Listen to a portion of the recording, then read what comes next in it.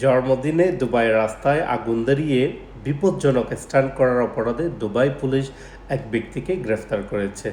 Dubai police আজ 12 December জানিয়েছে তারা এই ব্যক্তিটিকে ট্রাফিক রুলস ভায়োলেশন করার অপরাধে গ্রেফতার করে, কারণ সে শুধুমাত্র নিজের জীবনকেই ডেঞ্জারাস বা বিপদাপন্ন করতে যাচ্ছে না, বিপজ্জনক করতে যাচ্ছে না, বরংস সে কমিউনিটিকেও, অন্যান্য মানুষদের লাইফও কী করতে যাচ্ছে, বিপজ্জনক করে তুলতে যাচ্ছে। তো সেজন্য তাকে গ্রেফতার করা হয়, কারণ এ ধরনের বিপজ্জনক স্টান্টগুলো থেকে যে কোনো বড় ধরনের দুর্ঘটনা হওয়ার সম্ভাবনা থাকে। সে তার সোশ্যাল মিডিয়া ফলোয়ার বাড়ানোর জন্য কিংবা তার ফ্রেম বৃদ্ধি করার জন্য এই ধরনের স্টান্ট করার সিদ্ধান্ত নিয়েছিল। সো আমাদের মাঝে অনেক মানুষ আছে যারা আমরা এই ধরনের বিপজ্জনক স্টান্টগুলো করতে চাই বা করি নিজের সোশ্যাল মিডিয়ার ফলোয়ার বাড়ানোর জন্য, ভিউ বাড়ানোর জন্য।